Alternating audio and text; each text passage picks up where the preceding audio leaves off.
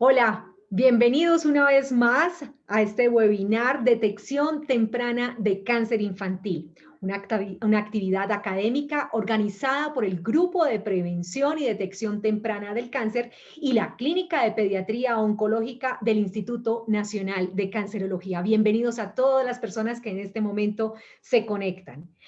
El objetivo de nuestro webinar es identificar síntomas y signos de aparición temprana en pacientes pediátricos con patología oncológica. Para eso hemos invitado a dos especialistas, a la doctora Marta Piña, quien es oncóloga pediatra y es la coordinadora del grupo de oncología pediátrica de nuestro instituto, quien dará su charla Signos y síntomas de la leucemia aguda. También nos acompaña el doctor John Lopera. Él es oncólogo pediatra del Instituto Nacional de Cancerología y nos hablará de la detección temprana de cáncer infantil y la estrategia AIEP. Por eso, de nuevo, bienvenidos todos y le doy la bienvenida a nuestro doctor John Lopera. De nuevo lo presento, él es oncólogo pediatra y nos hablará de la detección temprana de cáncer infantil. Doctor Lopera, gracias por estar aquí, bienvenido. Un grato placer para mí por la invitación del Instituto Nacional de Cancerología y compartir algunos aspectos muy importantes para todo el personal de salud y toda la audiencia en general. Bueno, entonces vamos a hablar de signos de alarma en cáncer infantil. Entonces, todas las estrategias que tenemos todo el personal de salud y todos los padres de familia para identificar aquellos signos y síntomas que nos hagan consultar de una forma precoz, oportuna, identificando cualquier anormalidad en el niño que sugiera un cáncer y de esta forma empezar un diagnóstico temprano y un tratamiento oportuno.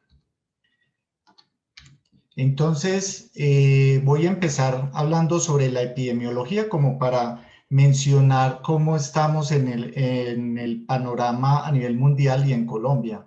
El cáncer es la segunda causa de muerte en países desarrollados.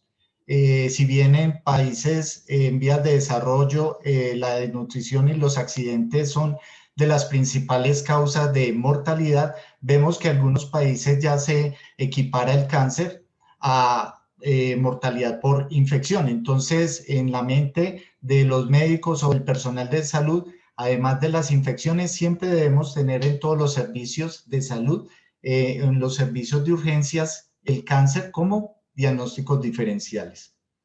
Para mencionar la incidencia anual en países desarrollados es de 165.000 a 215.000 casos nuevos por año en menores de 14 años. Si bien la incidencia uno la equipara con la de los adultos es más baja, pudiéramos mencionar que por cada 10, 20 adultos hay un niño con cáncer en el mundo. Entonces, sí puede ser una patología rara comparada con la patología infecciosa, pero no, tampoco es infrecuente encontrarla en un servicio de urgencias. Por lo tanto, vuelvo, insisto, siempre tenerlo como diagnóstico diferencial las enfermedades neoplásicas, el cáncer. Para Colombia este dato es de 2018, se diagnosticaron 6.218 casos en menores de 18 años y prácticamente la tercera parte de esta totalidad de niños con cáncer fue leucemia linfoide aguda o linfoblástica aguda. Por lo tanto, tenemos que estar entrenados el personal de salud y los padres muy sensibilizados con todos los síntomas que voy a mencionar, como el sangrado, los ganglios, las visceromegalias, y para identificar este tipo de cáncer que es el primero en la estadística de cáncer en Colombia. La mortalidad en Colombia ha disminuido y esto impacta en que la supervivencia a 5 años ha mejorado en los últimos años, como voy a detallar enseguida, gracias al diagnóstico temprano y los tratamientos actualizados. Las estadísticas de Estados Unidos del National Cancer Institute nos muestra, por ejemplo, esta gráfica es para ver en los años 60 la mortalidad de cáncer infantil era del 28%, o sea, a 5 años moría solamente sobrevivía el 28%, fallecían 70% de los niños. Comparado a los años 80, 90, la mortalidad ha disminuido y la supervivencia en todos los tipos de cáncer ha sido muy favorable, con una supervivencia de 74%. No voy a detallar todas las patologías, pero me voy a enfocar en leucemia linfoblástica aguda. Miramos que en la década de los años 60, la supervivencia era solamente del 4%. Solamente 4% de los niños vivían a 5 años. A un 77-80% en los años 80. Hay reportes actualmente en Estados Unidos de una supervivencia 92-93% a 5 años. O sea, no, el panorama del cáncer en niños actualmente no es ese panorama sombrío que teníamos hace unas décadas de que todos fallecían. Los niños pueden salir adelante.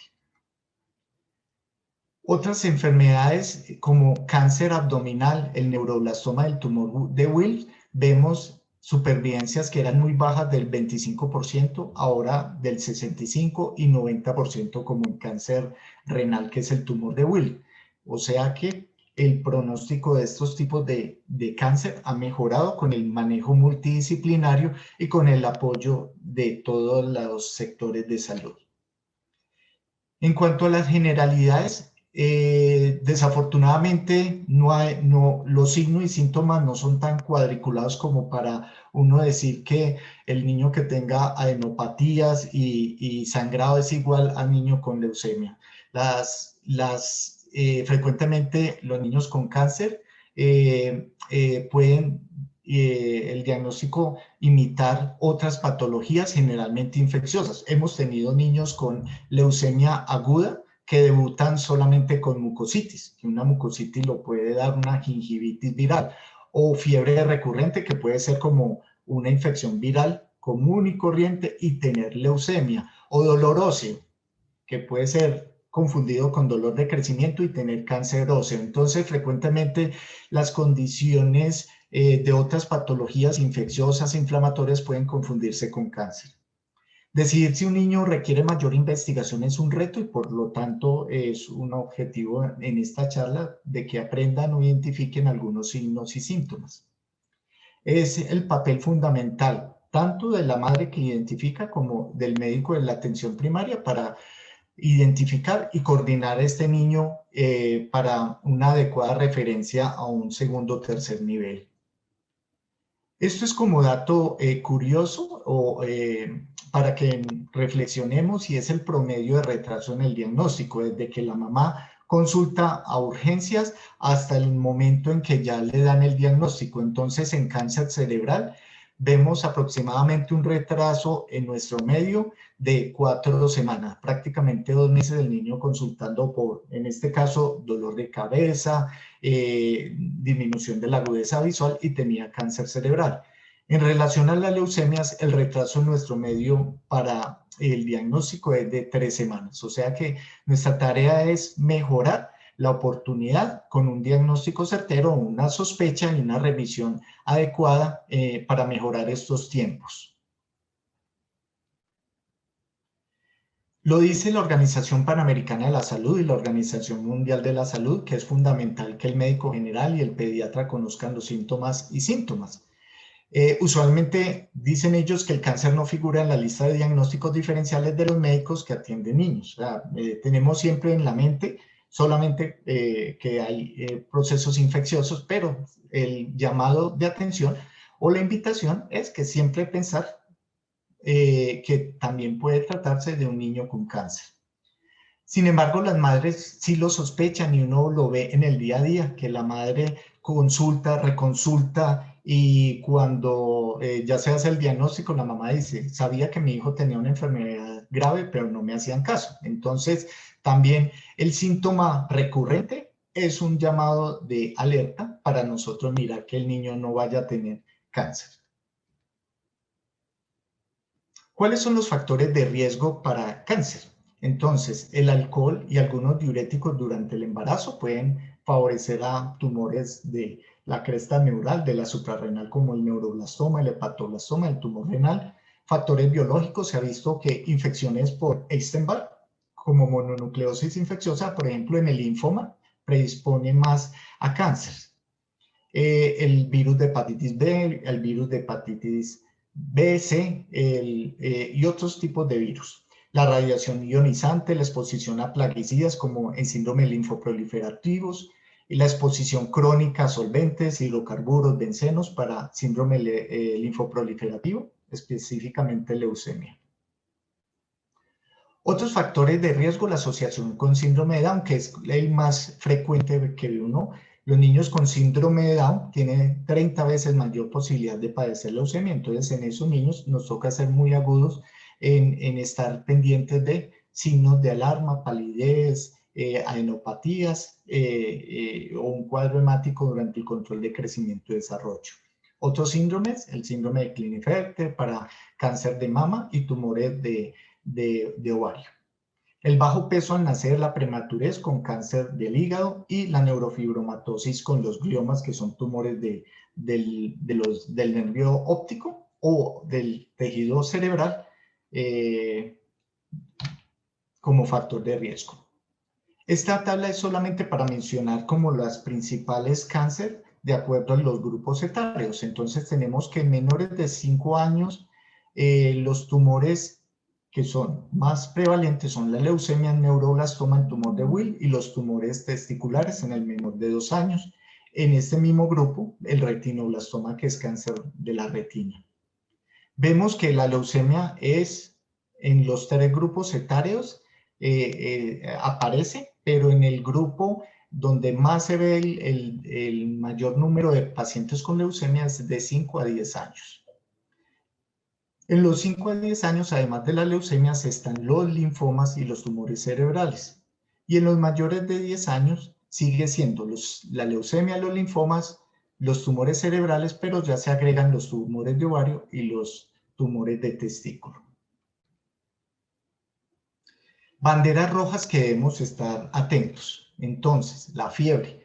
Entonces, fiebre puede ser cualquier infección, pero la fiebre que sea prolongada, recurrente, más de 2 semanas, pero sin foco aparente, revisamos oído, no tiene infección, evaluamos garganta, no tiene infección.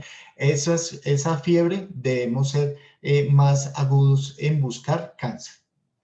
La fiebre asociada a síntomas B, o sea, pérdida de peso de más del 10% en los últimos 6 meses, la sudoración nocturna, la fiebre asociada con sangrado, con dolor óseo o con adenopatías. Palidez, fatiga, debilidad lo puede dar cualquier proceso infeccioso viral, pero la palidez asociada con signos de infiltración de médula ósea, ejemplo, con fiebre inexplicable, que generalmente es por leucopenia, la palidez, fatiga y debilidad asociada con fiebre, infecciones recurrentes, la diátesis hemorrágica o la adenopatía, ya uno sospecha que esa palidez, fatiga, debilidad puede ser como diagnóstico diferencial cáncer. Las adenopatías, entonces es frecuente en nuestra consulta o en el servicio de urgencias los ganglios. Recordar que las adenopatías, o sea, definidas como mayores de 1 centímetro en cuello, las axilares, 1.5 las inguinales, esas son patológicas, pero lo que vemos en el día a día es el niño con una adenopatía aguda, ese niño, aunque pueda tener ganglios mayores de 1 centímetro, pero el solo tiempo tan corto de menos de 15 días puede ser más orientado hacia un proceso infeccioso. Entonces, aquellas adenopatías que pasen ese diámetro que mencionó ahí de más de 1 centímetro, pero que a los 15 días no haya una disminución del 50% de su diámetro o que persistan a las 4 o 6 semanas de duración, esa adenopatía no se puede quedar uno en observación. Esa adenopatía tiene que hacerse estudios microbiológicos para enfermedad granulomatosa o hacer biopsia para descartar cáncer. Entonces, repito, adenopatías mayores de 1 centímetro que duren más de 15 días, que no haya, uno a los 15 días supone que haya una disminución del 50% del diámetro, pero que haya desaparición de a las 6 semanas, esa adenopatía tiene que ser biopsiada. El segundo punto es que las adenopatías asociadas a síntomas B, o sea, adenopatías con pérdida de peso, sudoración, fiebre. Las adenopatías asociadas a hepatoesplenomegalia y las adenopatías asociadas con visitopenia. O sea, si no encuentro un niño con una adenopatía cervical, pero está con leucopenia, anemia, ese niño lo tengo que estudiar. Las características de la adenopatía son importantes. Entonces, la consistencia dura, gomosa, firme, los ganglios o las adenopatías adheridas al músculo que forman racimos, esas adenopatías se tienen que estudiar. Ya mencioné el tamaño y la localización. Entonces, las adenopatías que nunca deben estar presentes son las del hemicuello inferior. O sea, yo puedo tener adenopatías cervicales, pero en el hemicuello superior, pero en el hemicuello inferior, porque nos enseñan siempre la supraclavicular, pero yo puedo tener un niño con una paratraqueal o una posterior, ese niño tiene que ser biopsiado. Las adenopatías mediastinales, las adenopatías retroperitoneales, las popliteas deben ser estudiadas. Entonces aquí yo les menciono las indicaciones de biopsia. Entonces definitivamente el punto de corte para definir qué niño biopsio, qué niño no, es que persista durante 4 a 6 semanas la adenopatía, o sea, mayor de 1 centímetro y que no disminuyó a los 15 días. La que de entrada mida más de 2.5 centímetros, pero yo no encuentro signos inflamatorios o de una infección localizada. La adenopatía, que hubo falla en reducir el tamaño con antibióticos. Entonces, en este punto yo menciono que es importante, en algunos textos van a encontrar que uno puede hacer una prueba terapéutica en aquellas adenopatías que le queda a uno duda si es un proceso inflamatorio infeccioso o quizás una neoplasia. Pudiera uno dar antibiótico, cefalexina, dicloxacilina, 5 o 7 días, asociado o no con un antiinflamatorio. Pero yo a los 15 días, si no ha disminuido esa adenopatía, ya debe ser biopsiada. Las adenopatías en sitios anormales, como son las de mi cuello inferior, no necesariamente supraclavicular, mediastinal y retroperitoneal, deben ser biopsiadas, y las que tienen asociación con síntomas B, que fueron las que mencioné: fiebre persistente, pérdida de peso de más del 10% en los últimos 6 meses y la sudoración nocturna. Signos de alarma de cefalea. Entonces, la cefalea de reciente aparición, la cefalea que se presenta en la mañana, despierte al niño. Se supone que la cefalea, si es tensional, debe mejorar con el sueño, pero que despierta al niño, que empeora, ese niño hay que hacérsele neuroimágenes. La cefalea que es occipital, la que está asociada con vómito, déficit neurológico, la que empeora con el decúbito, la que empeora al subir escalas, hacer maniobras de Valsalva, la deposición. Todo eso me habla que puede haber una masa intracraneana. En los niños los tumores pueden debutar o con convulsiones o también con letargia o irritabilidad o falla de Medro. Entonces, la imagen de elección o la prueba diagnóstica de elección es la resonancia, pero si no es posible, en aquellos niños con una cefalea con algún signo de alarma o signo de bandera roja, siempre se debe hacer un TAC. Nos enseñan siempre en el recién nacido revisar antes de darle salida una vez que nace el bebé, de revisar que el paladar esté íntegro, que el ano esté permeable, que haya orinado, que no tenga soplos, pero nunca nos enseñan que el recién nacido se da de alta una vez se revise el reflejo rojo retiniano. Lo debemos hacer de forma rutinaria, no es fondo de ojo, porque este es un examen de tamización. De forma oportuna podemos diagnosticar cáncer de retina. Desde el 2008, la Academia Americana de Pediatría en este artículo menciona que todos los No solamente pediatras, los médicos, el personal de salud, debemos ser muy sensibles a realizar el reflejo rojo retiniano en todos los neonatos. El reflejo rojo retiniano es una prueba de tamización. Entonces, no me diagnostica retinoblastoma, que es cáncer de la retina, pero sí me sospecha un grupo importante de estos niños, porque hay otros diagnósticos diferenciales, la catarata congénita, cuerpo extraño o cicatricis de la retina por citomegalovirus o Epstein-Barr. Esos son diagnósticos diferenciales. Recordar que como es un reflejo, esta prueba se hace con el oftalmoscopio, iluminando toda la cara, no es mirar un ojo y después el otro, sino iluminar toda la cara a una distancia de 60 centímetros con el equipo a cero dioptrías y cualquier alteración o falla en que se vea la retina roja, debemos derivarlo a oftalmología. Entonces, acá vuelvo, insisto, la luz, el haz de luz debe iluminar toda la carita. No tiene que ser fondo de ojo, reflejo rojo retiniano, para poder identificar estas lesiones, que es la leucocoria, que es el 60% de todos los niños con retinoblastoma debutan con leucocoria, que es esa opacidad en la retina. Un 30% debutan con estrabismo. Las masas abdominales, entonces cualquier masa abdominal palpable fuera del periodo neonatal, porque en este periodo neonatal la principal causa de masas abdominales son malformaciones genitourinarias, la hidronefrosis, por ejemplo. Pero después del periodo neonatal, los tumores hepático renal son frecuentes. Entonces, alta sospecha de malignidad en todo niño con deformidad abdominal o masa palpable. Y más aún si se asocia con vómito, con constipación, hematuria como en tumor de Wills o hipertensión como en tumor de Wills y neuroblastoma. Recordar que el niño con estreñimiento crónico, aunque puede ser funcional, puede también ser una manifestación del cáncer. La disuria por compresión mecánica de una masa.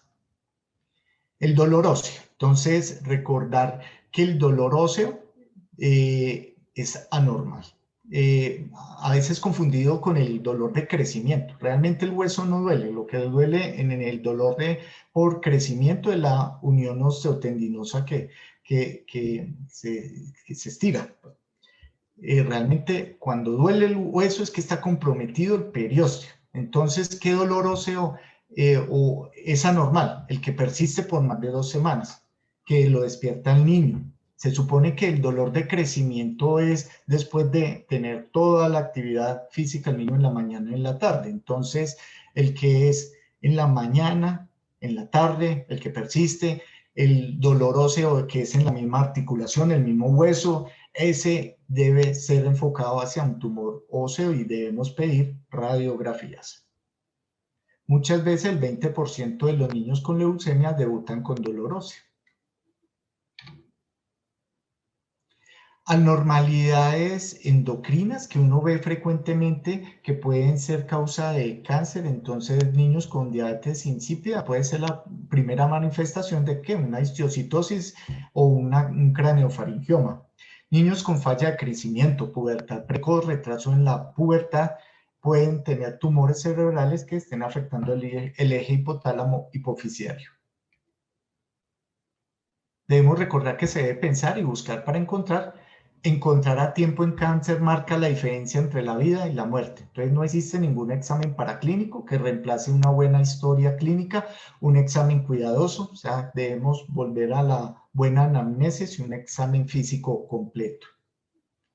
Entonces, dentro de la estrategia IEPI, para facilitar la identificación de cáncer a nivel primario de atención, se ha utilizado una herramienta para una referencia oportuna a través de un cuestionario, unas preguntas que debemos hacernos todo el personal que tenemos que ver con niños. Entonces, IEPI, en su estrategia, durante la anamnesis, debemos preguntar: ¿ha tenido fiebre por más de 7 días y sudoración importante? presenta recientemente dolor de cabeza que ha ido en aumento, despierta el dolor de cabeza al niño, se acompaña de otro síntoma como vómito, presenta dolores de hueso en el último mes, ha presentado cambios como pérdida de apetito, pérdida de peso o fatiga en los últimos 3 meses. Entonces esas preguntas que son claves en la anamnesis, en la estrategia IEPI, nos hace acercarnos un poco más de algunos factores que pueda tener el niño como factor de riesgo para cáncer y nosotros de una forma oportuna derivarlo y no quedarnos haciéndole más exámenes o enlenteciendo la remisión de ese paciente, sino que si voy a adelantar acá las diapositivas, si vemos algún signo de alarma en la anamnesis o en el examen físico, por ejemplo, en este caso, que sea positivo, ese niño queda categorizado o clasificado como posible cáncer o enfermedad muy grave. Por lo tanto, ese niño lo debemos de derivar de forma inmediata. Voy a pasar a la siguiente para mostrar las otras categorías que nos presenta la IEPI en este capítulo de cáncer. Es si presenta alguno de estos signos o síntomas, el niño puede estar categorizado en algún riesgo de cáncer y si no cumple ninguno de esos criterios no tiene cáncer. Entonces esas son las 3 categorías que IEPI nos presenta en la anamnesis. Bueno, esta primera parte son las preguntas y ahora en el examen físico, ¿qué debemos revisar en el niño? Presenta petequias, moretones o sangrado. Eso me habla de diátesis hemorrágica que posiblemente nos pueda estar presentando el niño una leucemia aguda. La palidez palmar conjuntival severa, entonces puede ser una anemia ferropénica, sí, pero entonces tener presente que puede también ser una leucemia aguda.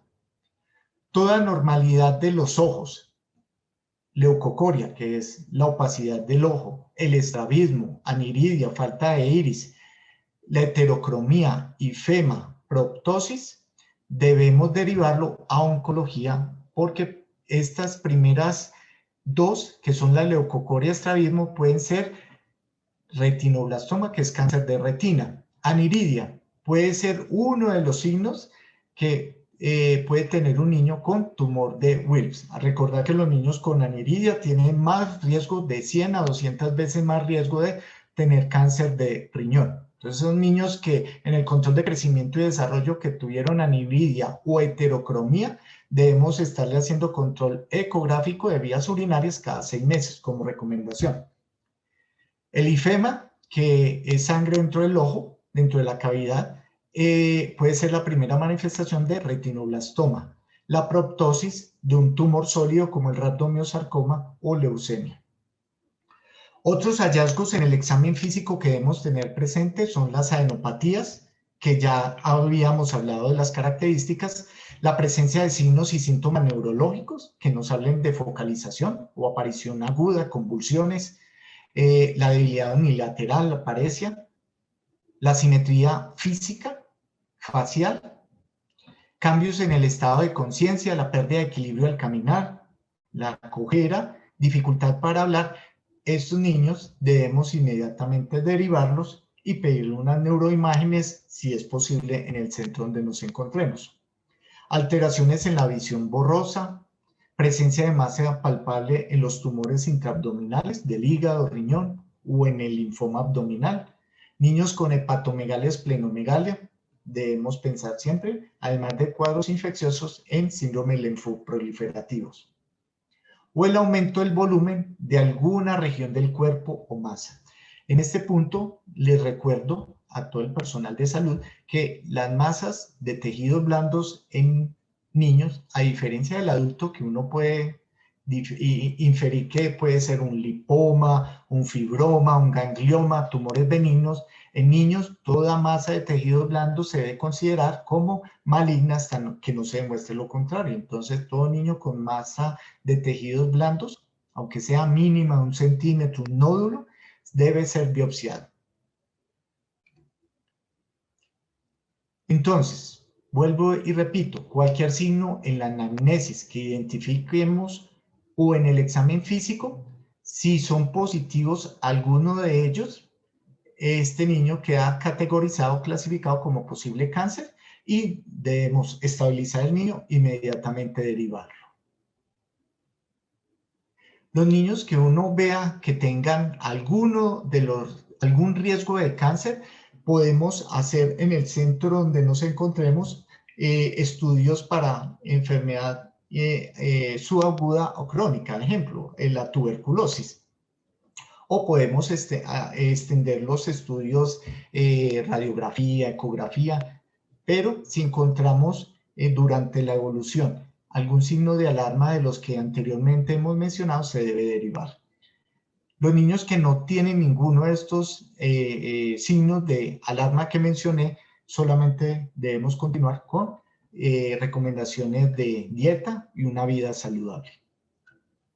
Entonces, eso era lo que les quería presentar en forma muy breve de los signos de alarma, las banderas rojas y el esquema que, aunque parece muy sencillo, es importante que repitamos siempre, aunque seamos desde enfermería, un padre de familia, un pediatra, un especialista, siempre todos los signos de alarma que a veces pueden ser confundidos como procesos infecciosos, tenerlos en mente y no dudar para derivar el niño, porque dependiendo del tiempo de diagnóstico, eso es lo que va a impactar en el desenlace de ese niño, el desenlace que puede ser sobrevida o muerte. Entonces los invito a ser muy acuciosos con el examen físico y siempre un llamado de atención a hacerle siempre dentro de la anamnesis, creerle a los signos, a los síntomas que nos refiere la mamá que le encontró al niño, porque muchas veces retrospectivamente nos queda muy fácil mirar hacia atrás y juzgar, pero lo que vemos es que algunas madres habían consultado de forma reiterativa. Entonces, darle el papel importante al padre de familia de que si consulta por el mismo signo, siempre tener en mente que no todo es infecciones, sino también diagnósticos diferenciales como cáncer. Muchas gracias. Doctor Lopera, muchísimas gracias por su intervención. Permítanme presentarles a la doctora Marta Piña. La doctora Marta Piña es oncóloga pediatra y es la coordinadora del grupo de oncología pediátrica del Instituto Nacional de Cancerología. Ella nos presenta su conferencia Signos y Síntomas de la leucemia aguda. Doctora Piña, gracias por estar aquí. Bienvenida. Para mí es un placer estar acá el día de hoy. Pienso que esto es una de las actividades más importantes que tenemos porque claramente todas las personas que hacemos parte del grupo de salud son importantes para nosotros y es por eso que estamos acá. Vamos a hablar de los signos de leucemia aguda. ¿Y por qué hablar hoy de leucemia en pediatría? Porque la leucemia es el tumor más importante que se ve en los niños, es en donde hemos avanzado más en el tratamiento, más en la sobrevida de todos los cánceres, pero también representa el más alto grado pues, de mortalidad. Entonces vamos a empezar con el diagnóstico y con la definición. Es una neoplasia del sistema hematopoyético caracterizada por una expresión clonal anómala de los leucocitos. ¿Y eso qué significa? Ir a la médula, lo que se formaba normalmente como los eritrocitos, los leucocitos y las plaquetas, todo eso queda totalmente transformado en solamente la formación de blastos. Blastos que recordemos todos son las células más inmaduras y que nos producen células y que se diferencian en la médula ósea en células normales, leucocitos, eritrocitos, plaquetas, pero que cuando son muchísimos blastos no cumplen una buena función. Entonces definimos la leucemia aguda cuando en la médula ósea encontramos más de 20 o 25% de blastos. Y 20 porque es en leucemia mieloide aguda el 20% y 25% cuando definimos leucemia linfoide aguda. Y la crónica cuando se aumentan las células pero no alcanzan a llegar a 20% de blastos. Y en Estados Unidos, ¿y por qué Estados Unidos? Porque son los más juiciosos y tienen demasiadas estadísticas, entonces es para hacer más o menos la relación de 3 a 4 casos de leucemia linfoide aguda en 100.000 niños, 500 casos nuevos de leucemia mieloide aguda y 2.500 a 3.500 casos nuevos de LLA, con un pico de incidencia de 2 a 5 años. Y entonces esta gráfica es para mostrar todos los tumores que tienen los niños, pues no todos, pero sí los más frecuentes, y cómo la leucemia linfoide aguda ocupa un puesto muy, muy importante. Y después los tumores del sistema nervioso central. La leucemia mieloide aguda también es muy importante, pero no tan importante en frecuencia como la leucemia linfoide aguda. Y acá vemos cómo esta enfermedad se puede presentar desde el niño más pequeño, niños recién nacidos, niños en el primer año de vida, hasta los 15, 18, 19 años. Se puede presentar en todas las edades. Se puede presentar en los niños y en las niñas, pero tiene una incidencia mucho más alta de los 2 a los 6 años, desafortunadamente. Pero afortunadamente de los 2 a los 6 años es a los niños que les va mucho mejor con este diagnóstico. Y acá vemos cómo todavía la causa de muerte por cáncer en Estados Unidos es muy, muy importante, pues los accidentes son importantes, otras causas, pero el cáncer sigue siendo una causa muy importante de muerte. Y acá vemos, esta es la incidencia de Vigicáncer de Cali, ¿cierto? En donde vemos en este año, en el 2009 al 2019, todas las leucemias que se presentaron, leucemia linfoide aguda, y vemos cómo es muy, muy importante entre 1 año y 9 años la presentación de esta enfermedad. Entonces, como les contaba, las leucemias pediátricas principalmente son leucemias agudas, más o menos el 95 al 97% de las leucemias pediátricas son agudas y el 3% crónicas. Y de las agudas es mucho más frecuente la leucemia linfoide que la leucemia mieloide. Más o menos podemos decir que el 80% de las leucemias agudas son linfoides y el 20% son mieloides. Para hablar de sobrevidas, más o menos los niños en los países desarrollados podemos decir que un niño con una leucemia linfoide aguda, sobre el 80% de los niños se puede curar. En Colombia, 65-70% de los niños se pueden curar, mientras los niños con una leucemia mieloide aguda tienen más dificultades para curarse, más o menos el 50%, y puede subir un poquito más con el trasplante de médula ósea. Y en cuanto a las leucemias crónicas, la leucemia mieloide crónica es la más representativa en, en los niños en las leucemias crónicas. En niños no existe la leucemia linfoide crónica.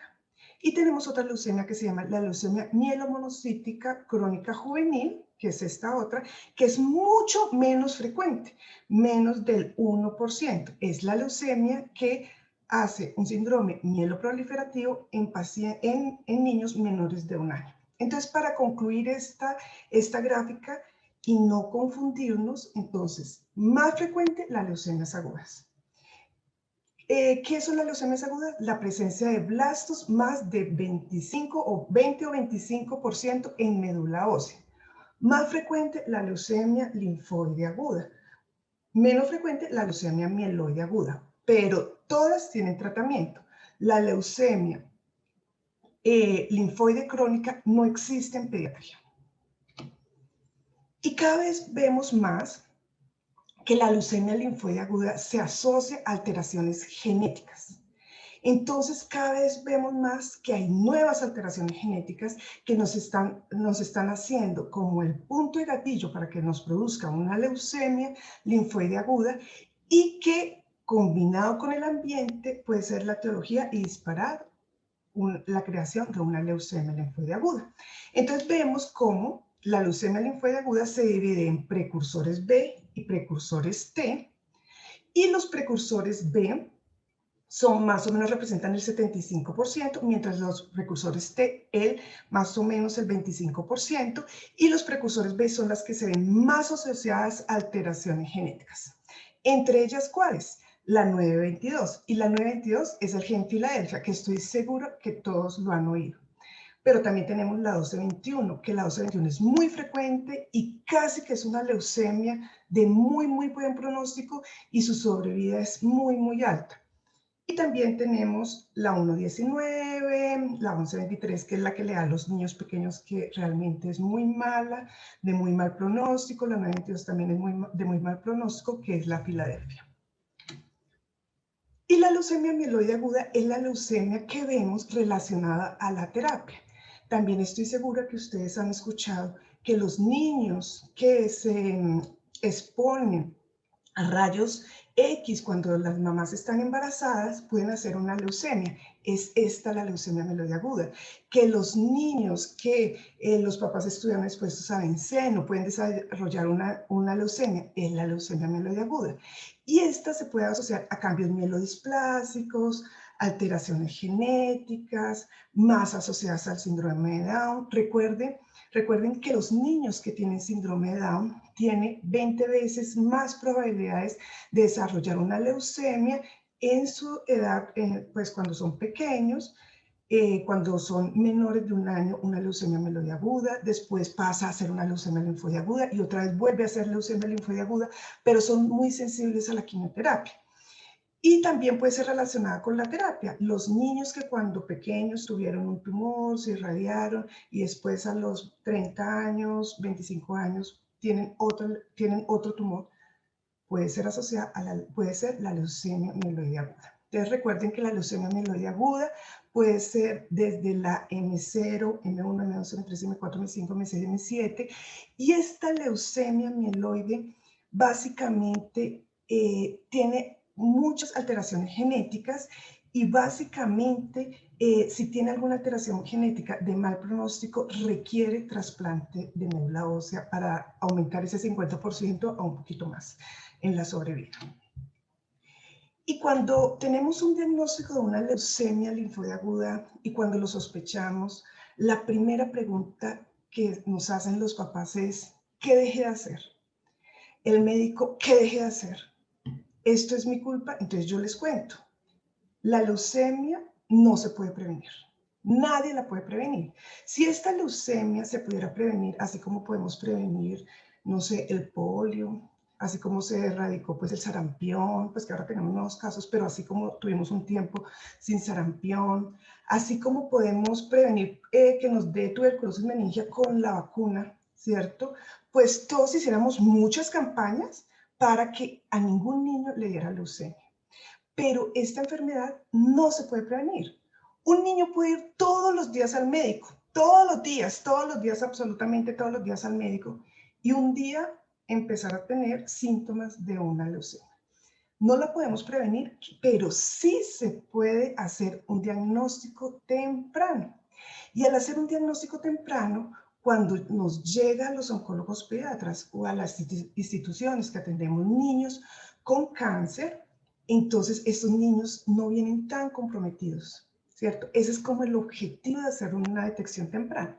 Pero algunas veces los blastos son tan agresivos que no dan tiempo. No dan tiempo y el médico tiene que ver, pensar, remitir rápido al niño, ¿cierto? Sin dar ningún, pues ahorita les voy a contar qué tratamientos podemos dar, ¿sí?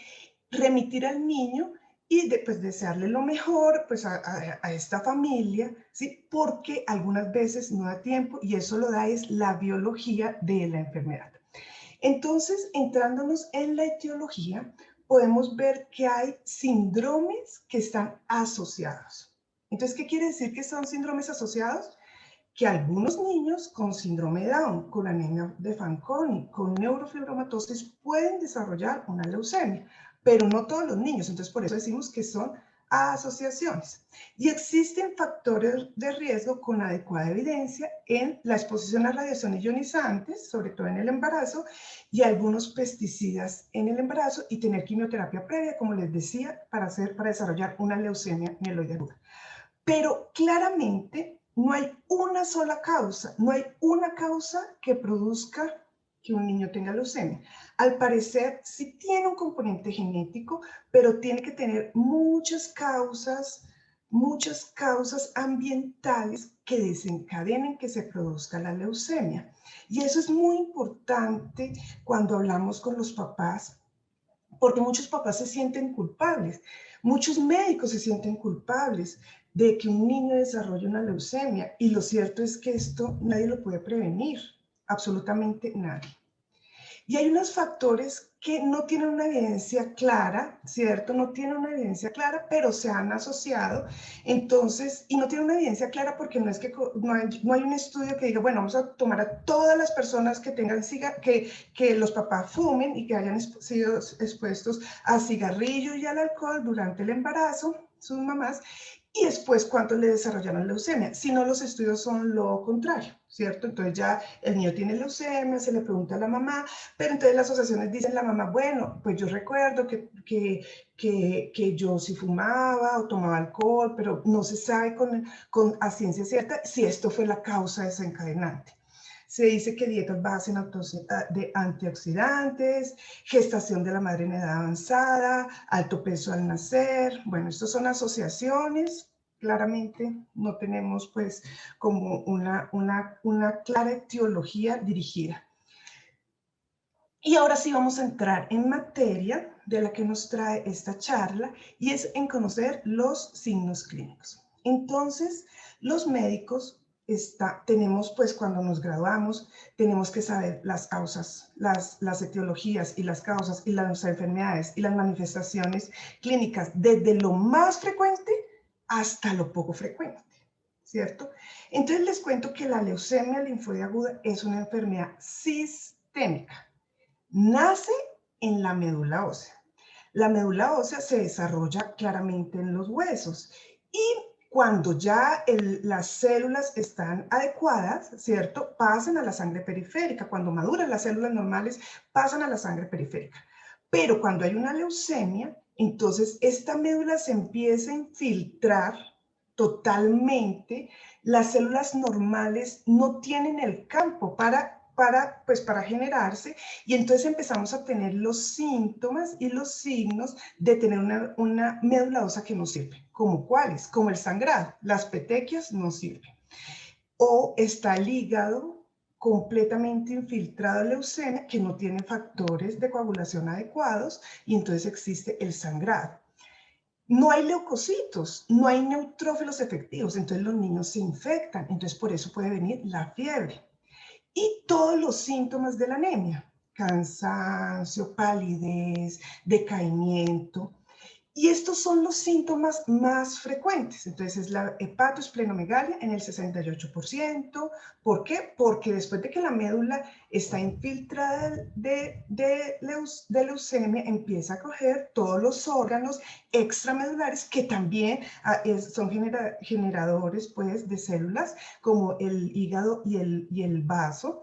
Hacen adenopatías porque infiltra también los ganglios, hacen doloroso porque está infiltrado totalmente el hueso, porque ahí es donde está la médula ósea, y hacen fiebre y hacen sangrado.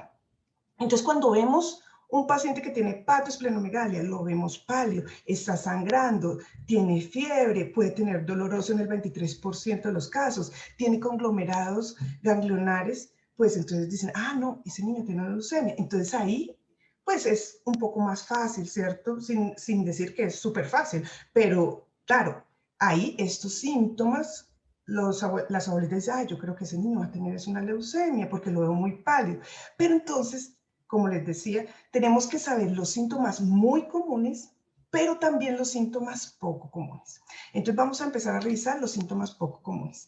Y es que la leucemia, como se genera en el hueso, en la médula ósea, y pasa la sangre va en todas las partes, entonces puede hacer conglomerados de blastos y hacer los síntomas. Entonces empecemos el compromiso extramedular a nivel del sistema nervioso central.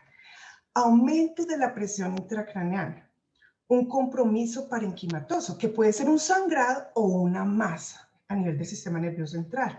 diabetes insípida, hemorragias en sistema nervioso central. Entonces hemos tenido niños que han debutado, niños pequeños que han debutado porque han presentado muchísimo vómito, entonces va a urgencias, el médico lo canaliza, le empieza pues a hacer el tratamiento del vómito, porque lo más frecuente de un niño pequeño, de un lactante que vomite, es porque le va a hacer un prodromo de una diarrea, de una infección viral, y con la hidratación debería mejorar, pero sigue vomitando, sigue vomitando. Entonces el médico muy acucioso le toma un cuadro hemático y un TAC. ¿Por qué sigue vomitando? ¿Será que tiene algo en el sistema nervioso central? Y le encuentra los ventrículos aumentados. Entonces tiene un aumento de la presión intracraneana. Y en el cuadro hemático encontramos blastos. Entonces les quiero contar y les estoy adelantando, los blastos no se pueden ver en sangre periférica. No se pueden ver en sangre periférica. Entonces cuando los niños llegan a los centros oncológicos, siempre evaluamos el líquido cefalorraquídeo para saber si ese niño tiene compromiso o no del sistema nervioso central, si tiene una leucemia meningia y nos toca dirigir terapia.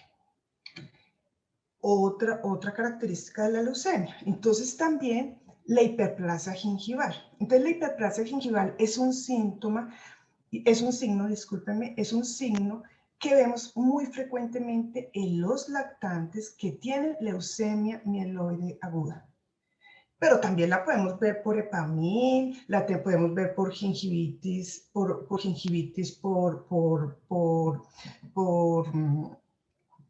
herpes, ¿sí? por infecciones, ¿cierto? Pero un niño que tenga una gingivitis, necesitamos tomarle un cuadro hemático. Una mamá que consulta una vez y le demos, no, esto es una gingivitis viral, vamos a empezarle pues el manejo sintomático, el analgésico, dieta, muchos líquidos, y reconsulta por esta misma gingivitis, tomémosle un cuadro hemático, porque en el cuadro hemático muy seguramente podemos encontrar pues la leucemia. Las adenopatías. Entonces las adenopatías es un motivo de consulta muy frecuente en los niños, porque cuando los niños tienen infecciones en la garganta, en los oídos, en los senos paranasales, como pues normal que se aumenten los ganglios, ¿cierto? Como un mecanismo de defensa para tratar de controlar la enfermedad. Entonces recuerden lo que les dijo el doctor Lopera, recuerden, conglomerados ganglionares en el cuello, más de 2 centímetros, más de 1.5 centímetros. A nivel axilar, todos. Los inguinales, más de 0.5 centímetros, que persistan en el tiempo. Que ustedes ven un niño con un conglomerado bilateral de adenopatías y dicen, no, esto es una mononucleosis infecciosa, vamos a tomar lo más frecuente, es una mononucleosis infecciosa, perfecto, diagnóstico perfecto, revisémoslo en 4 semanas. Y si persiste con las adenopatías, ese niño toca mirar a ver qué es lo que tiene. Si hay una adenopatía en áreas que no deberían existir, como las supraclaviculares, ese niño, si tiene una adenopatía supraclavicular, tomémosle una radiografía de tórax. Tomémosle una radiografía de tórax. ¿Para qué? Para mirar a ver si esa es una masa que se está viendo a nivel del cuello. Ganglios fijos. Ganglios que aumentan y tengan un crecimiento progresivo. Entonces, tomémosle el cuadro hemático. En el cuadro hemático con cuadro hemático flujo de sangre periférica. Ahí podemos mirar si esas adenopatías son o no una leucemia. En el tórax. Entonces, así como lo vamos viendo y como vamos bajando, la enfermedad puede verse en todos los órganos. En el tórax, ¿cómo se manifiesta? Con masa mediastinal. Entonces, ahí ustedes ven claramente, ¿cierto?, que tiene una masa mediastinal. No se ve que ocupa un lugar, esta masa ocupa un lugar que no debería ocuparse, es algo anormal, pero la tenemos que tomar para diagnosticarlas. Y es muy importante tomar la radiografía cuando estamos sospechando una leucemia, porque la masa mediastinal en una leucemia es anterior. Y una masa anterior cuando hacemos el estudio de médula ósea, relajamos los niños, colocamos un poquito de anestesia, porque no es que sea un procedimiento muy largo, ni va a ser una cirugía, pero sí puede ser doloroso. Entonces le colocamos la anestesia y al colocarle la anestesia, el niño se relaja y puede colapsar el tubo que tenemos en la vía traqueal y nos puede complicar un procedimiento que no se debería complicar.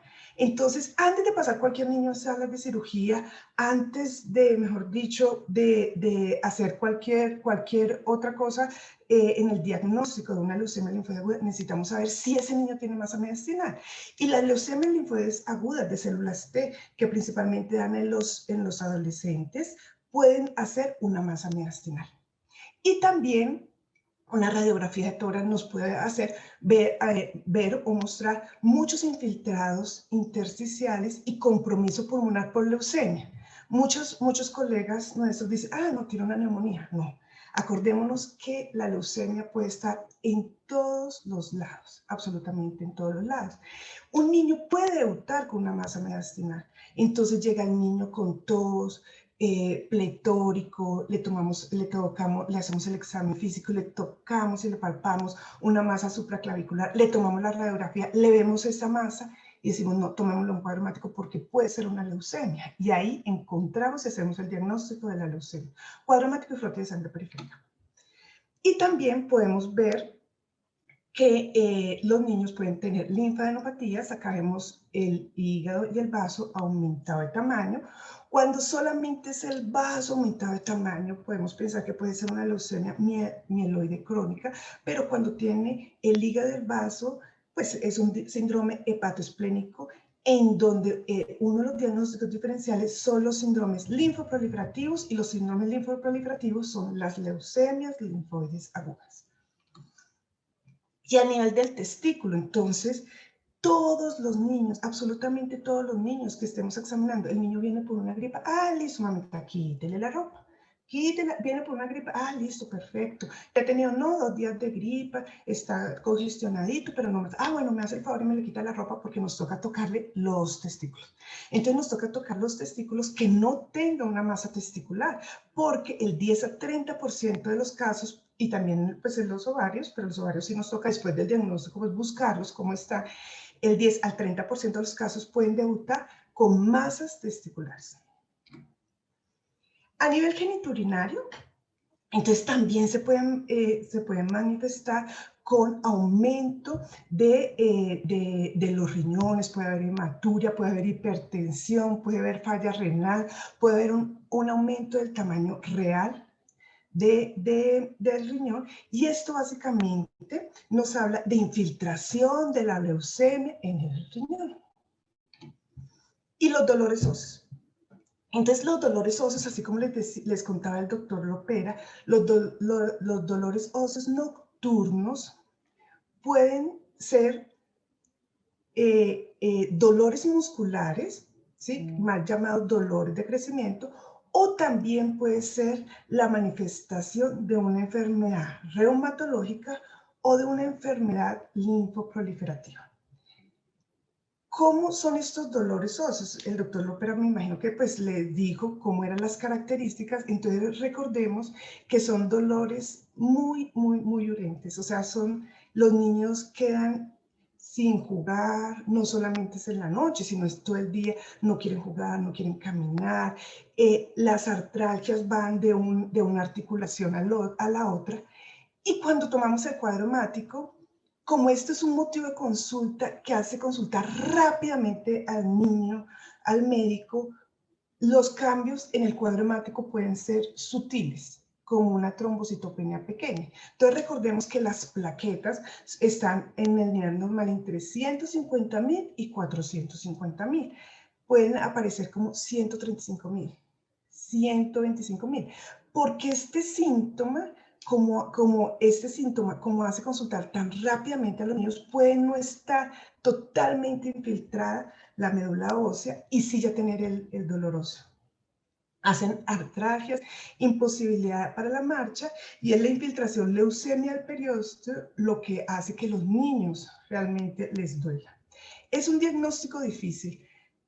Si los niños reconsultan, toca tomarle cuadro hemático y volver a citarlos en 8 días, recomendarles darle acetaminofén, y en 8 días otra vez toca tomar el cuadro hemático porque al principio puede que no tengamos cambios en el cuadro hemático.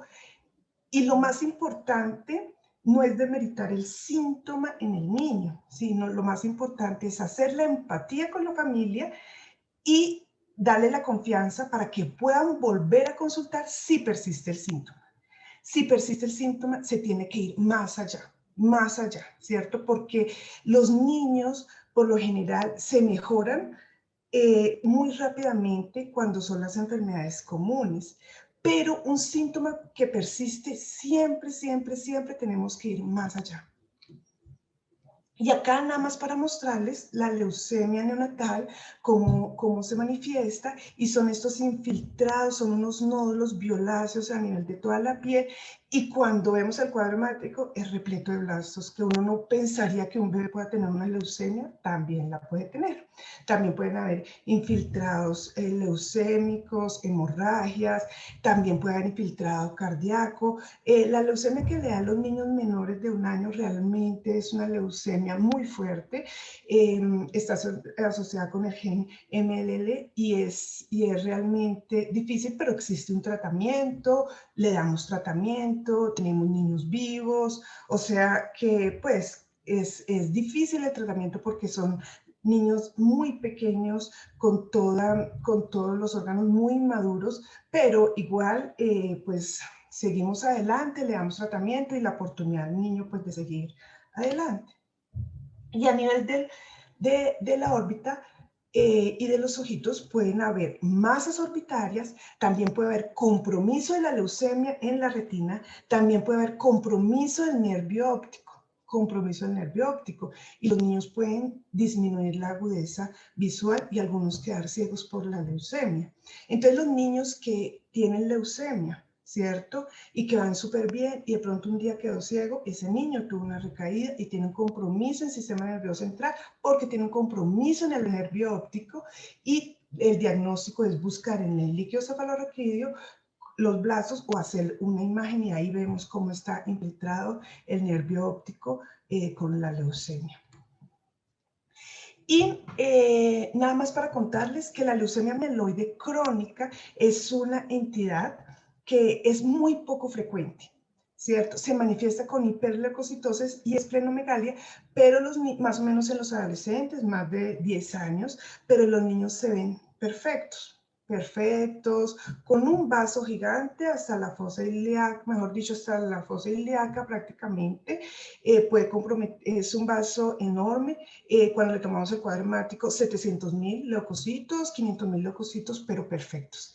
Entonces, cuando hacemos la médula ósea, no encontramos más de 20% de blastos, encontramos muchos basófilos y sabemos que esa es una leucemia mieloide crónica. Le hacemos la médula, lo confirmamos, le hacemos el Filadelfia y lo confirmamos, y tiene una terapia blanco, ¿cierto? Tiene una terapia blanco que es el imatinib y tiene muy buena sobrevida y muy buen resultado.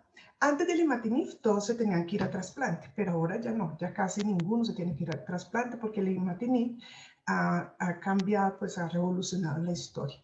Y otra leucemia también diferente en su manifestación es típica, es la leucemia promielocítica. Es un tipo de leucemia que es la leucemia mieloide aguda M3, y sus manifestaciones son sangrado. Le da a los niños también adolescentes de 15 años, más o menos, entre 12 y 16 años, 18 años, es muy frecuente en adultos y, mejor dicho, de los 15 años en adelante es muy frecuente. Y la manifestación es una CID. Entonces los promielocitos son células que normalmente están cargados de muchos gránulos que tienen heparansulfato, entonces ellos pueden desencadenar síndromes hemorragíparos. Entonces encontramos el TP y el TPT prolongado, trombocitopenia, y estos niños pueden debutar con sangrados, ¿sí? Entonces todos empiezan a buscar, Dios, que tiene una CID, ¿dónde está la infección? No la encontramos, y en el frote de sangre periférica repleto de promielocitos anormales. la bacterióloga puede encontrar hasta 60, 70% de promielocitos. Es una leucemia promielocítica y tiene también una terapia blanco. Una terapia blanco que madura los promielocitos, se llama ATRA, y la sobrevida de estos niños es altísima. La situación grave es en el tiempo en que nosotros los sospechamos, lo diagnosticamos, le empezamos la terapia para madurar todos esos promielocitos. En ese tiempo muchos niños pueden sangrar, inclusive el sistema nervioso central, ser críticos, hasta en los mejores sitios pueden fallecer estos niños en esa primera fase. Pero superando la primera fase, la sobrevida puede ser por encima del 95%. Y entonces, el diagnóstico, la sospecha diagnóstica se da con la clínica y claramente con el cuadro hemático. Entonces, ¿qué vamos a ver en el cuadro hemático? Podemos ver que esté comprometida una línea celular, o que tenga anemia, o que tenga leucocitosis, que es más de 50.000 leucocitos, o que tenga hiperleucocitosis, que es más de 100.000 leucocitos, o que tenga neutropenia, o que tenga anemia, o que tenga trombocitopenia, que es que es menos de 150.000 leucocitos, ¿cierto? Cualquiera de esas. Y solo el 5% de los casos de la leucemia aguda, el hemograma es normal. Entonces ahí, cuando el hemograma es normal, pues nos toca estar súper pendientes y un control. Va a ser normal en el principio, pero después ya no va a ser normal. En el tiempo tiene que afectarse alguna de las líneas celulares. Entonces, como les digo, puede tener una línea comprometida, puede tener dos líneas comprometidas, que se llama visitopenia, o puede tener las 3 líneas comprometidas, que se llama pancitopenia. Y la sospecha más alta es cuando encontramos blastos en un frotis de sangre periférica. Entonces recuerden que los blastos normalmente se encuentran en la médula ósea. En la médula ósea podemos encontrar hasta 5% de blastos, pero en sangre periférica no pueden haber blastos. No pueden haber blastos. La sangre periférica, ¿cierto?, es difícil de evaluar. Si una bacterióloga, si un médico sospecha que es un blasto, es obligatorio hacerle una médula ósea. Es obligatorio. O sea, no nos podemos decir, ay, puede ser, puede no ser, porque en el frotis de sangre periférica, que en la sangre periférica, las células se pueden alterar un poco. Hay unos linfocitos reactivos que no son blastos, pero que muchos bacteriólogos pueden confundir con blastos. Entonces acá yo los traje a los dos. La lámina de la izquierda son linfocitos reactivos. Claramente un linfocito normal tiene el mismo tamaño de un eritrocito. Ahí vemos los eritrocitos, ¿cierto? Y también vemos los linfocitos. Y los linfocitos reactivos aumentan su tamaño, pero la cromatina, en el núcleo, la cromatina es mucho más violácea, ¿cierto? Es muy concentrada, entonces esto no es un blasto. En esta célula, básicamente, podemos ver que el citoplasma es todavía muy generoso, muy grande, ¿cierto? Pero si la bacterióloga piensa que esto es un blasto, toca hacer la médula ósea, porque lo importante es detectarlo tempranamente para hacer el diagnóstico y para empezar un tratamiento. No importa si la médula ósea nos dice, no, afortunadamente que la médula ósea nos diga, no, no tiene una leucemia, parece que es un linfocito reactivo o un linfocito atípico secundario a una infección viral. Perfecto, gloria a Dios, ese niño no tiene leucemia. Pero si hay la sospecha, nos toca hacerlo. Diferente acá, ¿cierto? La diferencia de estas células es que el núcleo es clarito, es laxo, es un núcleo muy grande, y esto es lo que nos dejó el citoplasma, un citoplasma muy chiquitico, casi toda la célula es núcleo, y acá en el núcleo vemos unos nucleolos, ¿cierto? Esto sí es un blasto, y claramente tenemos que ir a hacerle el estudio de médula ósea para descartar una leucemia linfoide aguda, que es una urgencia. Y el diagnóstico solo lo hacemos con el aspirado de médula ósea. Entonces, ¿qué hacemos? En la médula ósea sacamos el mielograma, sacamos la citometría de flujo y tratamos de identificar si ese niño tiene alguna alteración genética, que tengamos terapia blanco. y hacemos una biopsia de médula ósea y la punción lumbar. Pero también le hacemos los estudios de extensión como una radiografía de tórax, una ecografía abdominal, un fondo de ojo, a ver si tiene a nivel de ocular tiene leucemia, le hacemos un ecocardiograma porque recuerden que pueden tener anemia y también porque le vamos a dar quimioterapia y puede afectar el corazón y también porque va a estar mucho tiempo neutropénico durante la quimioterapia y puede afectar con infecciones virales, bacterianas, el corazón, y también le hacemos la serología infecciosa, porque claramente ese niño nos toca algunas veces transfundirlo si le vamos a dar tratamiento o desde el diagnóstico. Esto es una leucemia, esto es una médula ósea, entonces mire que no hay más células, solamente esos blastos horribles y los eritrocitos. No hay más células, toda la hematopoiesis, todas las células normales, los leucocitos, los neutrófilos, las plaquetas, están borradas por este monstruo que es la leucemia, ¿cierto? Y por eso los síntomas que tiene el niño, ¿sí? Entonces tiene escasas, en el mielograma, escasas células normales, casi encontramos por lo general el 1% de la hematopoiesis normal. Hay blastos que reemplazan toda la hematopoiesis y se hace el diagnóstico entonces de una leucemia aguda. Entonces, y también en la biopsia, entonces vemos como en la lámina de la izquierda podemos ver que está infiltrada por muchas células como los adipocitos, vemos una trabécula, vemos en este campo que es el campo 10, entonces podemos ver muchos matices de colores, entonces pueden ser polimorfonuclear, bueno, todas las células de la hematopoiesis normal, mientras que en la lámina de la derecha solo vemos una célula monomorfa, ¿cierto? Que es la infiltración por la leucemia aguda. Y esta es la citometría de flujo. ¿Y qué hace la citometría de flujo? Decirnos, la anterior nos dice, no, el niño tiene una leucemia, pero no sabemos cuáles son las células. Mientras que la citometría de flujo nos dice, es del linaje T. Es una leucemia del linaje B, es una leucemia mieloide o es una leucemia mielomonocítica. ¿Por qué? Porque tiene clúster de diferenciación S19, 20, 22.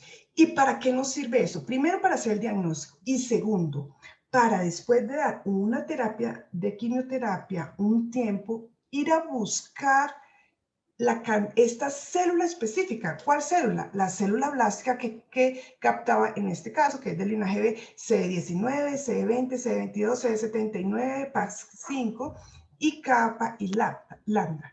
Esa célula va a ir a buscarla y de esa célula quedó el 0.01%. Entonces, ¿qué nos quiere decir? Que esa enfermedad mínima residual es muy pequeñita y el niño realmente responde a la quimioterapia. Entonces, la citometría de flujo es muy importante para nosotros, para el diagnóstico, para el seguimiento y para el pronóstico de la enfermedad. Por eso es tan importante que cuando ustedes sospechen en la labor que estén todos los días, diariamente, sospechan una leucemia, inmediatamente sea referida a un centro donde tengamos absolutamente todo para hacerle a los niños, porque los niños con cáncer tienen una oportunidad y es la primera. Si un médico le empieza la terapia, que la terapia puede ser esteroides, se borra toda esta información y después no tenemos nosotros cómo hacer el seguimiento, hablar del pronóstico. Nos quedamos con, el niño tiene una leucemia linfoide aguda como si estuviéramos en 1940, 1950. Cada persona, ¿cierto?, tiene un papel importantísimo en esta ruta de la atención del niño.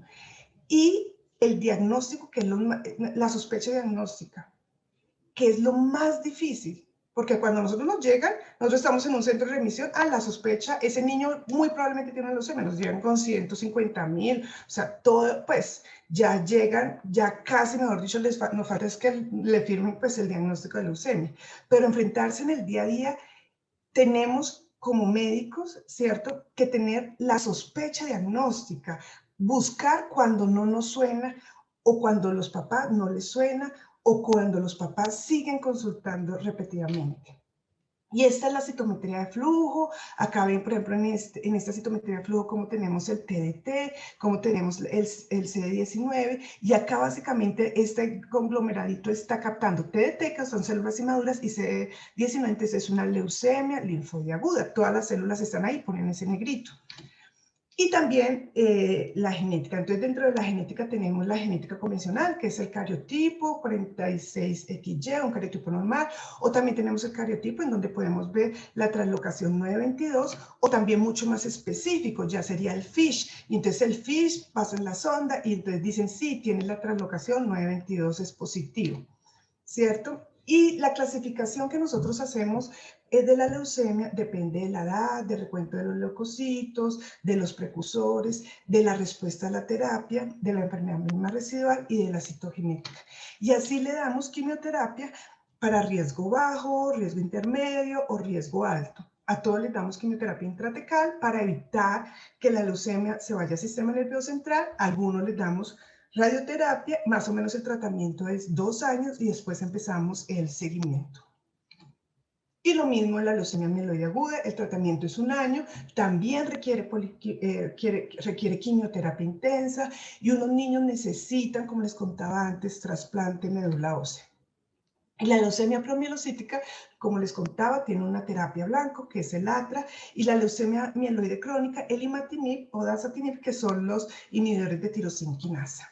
Y el trasplante de médula ósea. Entonces, el principal tratamiento, los mejores resultados se dan con la primera línea de tratamiento, que es más o menos en el 70% de los niños, 80% de los niños con quimioterapia.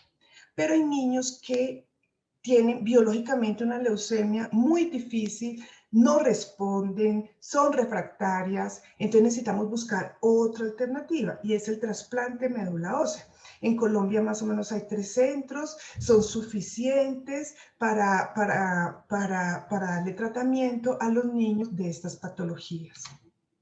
Entonces, ya para terminar, entonces les quería contar, eso es lo que les quería contar, esta leucemia no la podemos prevenir, la leucemia linfoide aguda no se puede prevenir, solo podemos realizar la detección temprana y una vez tengamos indicios, ¿cierto? O sospecha que un niño tiene una leucemia linfoide aguda, mieloide aguda, que tiene un síndrome linfoproliferativo o mieloproliferativo, nosotros debemos procurar que ese niño se le haga rápidamente un diagnóstico, remitiéndolo a un lugar en donde se le pueda hacer el diagnóstico y que sea lo más completo posible.